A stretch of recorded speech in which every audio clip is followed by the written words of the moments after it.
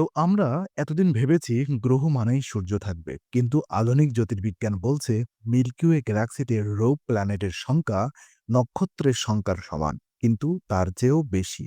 মানে আপনি যত তারা দেখছেন আকাশে, তার চেয়েও বেশি গ্রহ আছে যাদের কোনো সূর্য নেই। এরা আলোহীন কিন্তু অস্তিত্বহীন নয়। রোগ প্ল্যানেট আসলে কতটা অন্ধকার? সূর্যের আলো ছাড়া একটি গ্রহ কতটা অন্ধকার হতে পারে? কোনো সূর্যোদয় নেই, কোনো সূর্যাস্ত নেই, কোনো ঋতু নেই, দিন-রাতের ধারণাই নেই। শুধু অনন্ত ঠান্ডা, ঘন অন্ধকার আর মহাকাশের নিঃশব্দতা। এখানে কালো শব্দটাও যথেষ্ট নয়।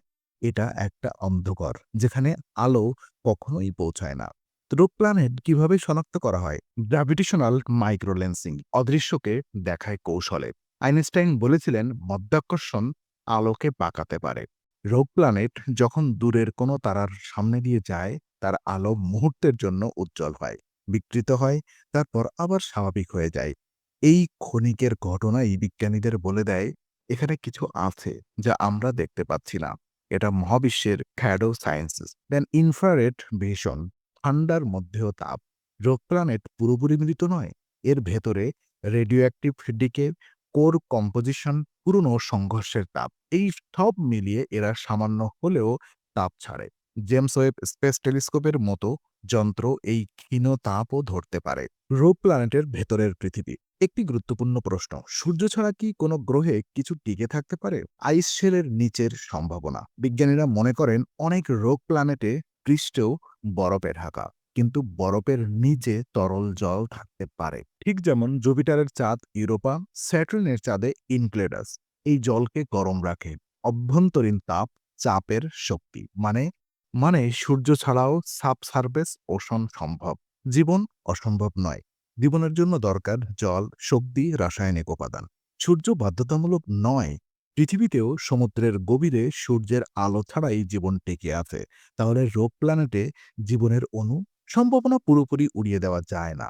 রোগ প্ল্যানেট বনাম আমাদের পৃথিবী। তো চলুন একটা তুলনা করি। প্রথমে, পৃথিবীতে সূর্যের আলো আছে, রোগ প্ল্যানেটে চির অন্ধকার। পৃথিবীতে উষ্ণতা নিয়ন্ত্রিত, কিন্তু রোগ প্ল্যানেটে চরম ঠান্ডা।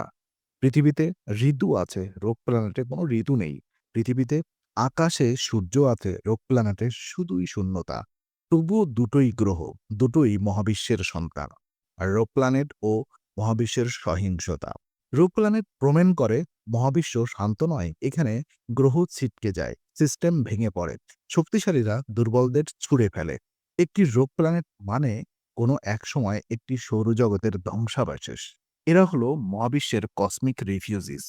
ভবিষ্যতে কি আমরা রোগ প্ল্যানেট দেখতে পারবো?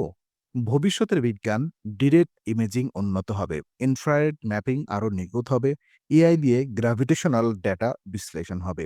হয়তো একদিন আমরা একটি রোগ প্ল্যানেটের মানচিত্র বানাবো, কিন্তু সেখানে কি মানুষ যাবে? সম্ভব তো না, কারণ এটি বসবাসের জায়গা নয়, এটি বোঝার জায়গা। রোগ প্ল্যানেটের মানুষের দর্শন কি? রোগ প্ল্যানেট আমাদের শেখায় কেন্দ্র ছাড়া অস্তিত্ব, সবকিছুর কেন্দ্রে দরকার নেই।